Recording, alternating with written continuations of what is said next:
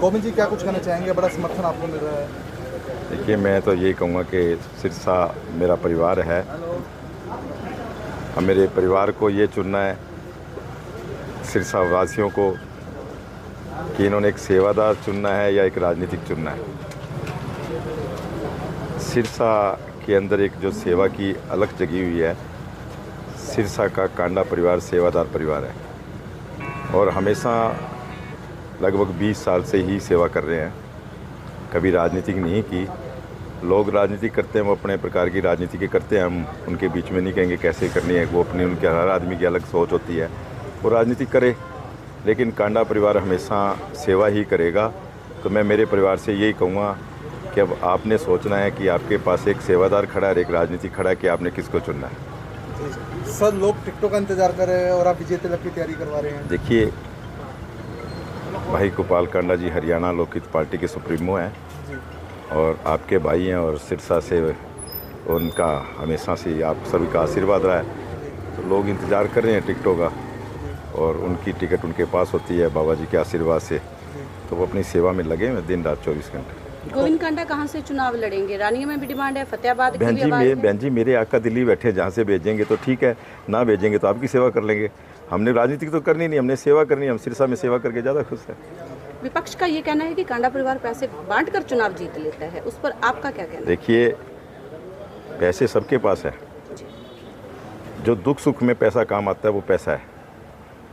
एक घर के आगे बोर्ड लग जाता है कि कोरोना काल में गेट ना खुड़काएं, और एक घर के आगे से 25,000 आदमियों की रोटी बनकर जाती है सुबह शाम, आपको ही पता है, कोई छुपा नहीं है। एक घर के आगे होल्डिंग लगा होता है कोरोना काल में कि फ़ोन भी ना करना, शायद कोरोना आ जाएगा फ़ोन में। और एक आदमी 500 आदमियों के बीच में बैठ के 10 दिन का एक हॉस्पिटल तैयार करता है और मुख्यमंत्री जी उसका उद्घाटन करते हैं। तो वो पैसे वहाँ काम आते हैं, तो उनको वो दर्द होता है कि सिरसा की सेवा क्यों कर रहे हैं। तो सिरसा हमारा परिवार है, विधायक जी ने हमेशा परिवार की तरह सेवा की है, तो उनको दुख लगता है कि ये काम है, ये कार्य क्यों कर रहे हैं। उन्होंने हमेशा ही इन ऐसे कार्यों के लिए रुकावट बनी है, रुकावट करी है।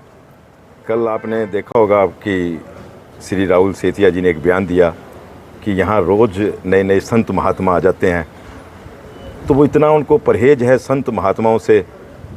तो आप देख लो वो क्या चीज़ है, कैसी राजनीतिक है ये, कि लोग जो संत महात्माओं से परहेज करते हैं। तो ये मेरा सिरसा परिवार है, मेरा परिवार समझता है कि यहाँ सेवा होती है, ये संत महात्माओं की नगरी है, और यहाँ बड़े बड़े संत हुए, उनके आशीर्वाद से जो चल रहा है सिरसा, और संतों की ही कृपा है सिरसा पे। तो यहाँ बड़े बड़े संत ही आएंगे, जहाँ संत होंगे वहाँ संतों से मिलने के लिए संत ही आएंगे, और सिरसा का, मेरे परिवार का कल्याण कर रहे हैं। अभी मेरे पास बहुत तगड़ी डिमांड थी, जब लोग मुझे, जहाँ मैं जाता था, जिस गांव में जाता था, जहाँ मुझे लोग कहते थे कभी हमें दर्शन कराओ प्रदीप मिश्रा जी के, तो मैं कहा आप तारा बाबा जी से कहो, तारा बाबा जी करवाएंगे। और बाबा ने कृपा करी, वो सिरसा आए।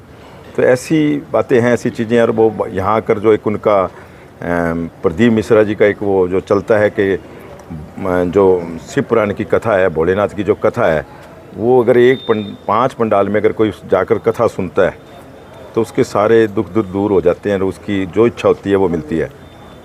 तो जब भाई गोपाल कांडा जी ने के देखा कि मेरा परिवार, मेरा सिरसा के जो लोग हैं वो कहीं नहीं जा सकते, और प्रदीप मिश्रा जी ने कहा है कि 5 कथाएं सुननी ज़रूरी है, तो उन्होंने वचन भरवा लिया 5 कथा का, क्या आप 5 कथाएं यहाँ ही करेंगे तारा बाबा कुटिया में।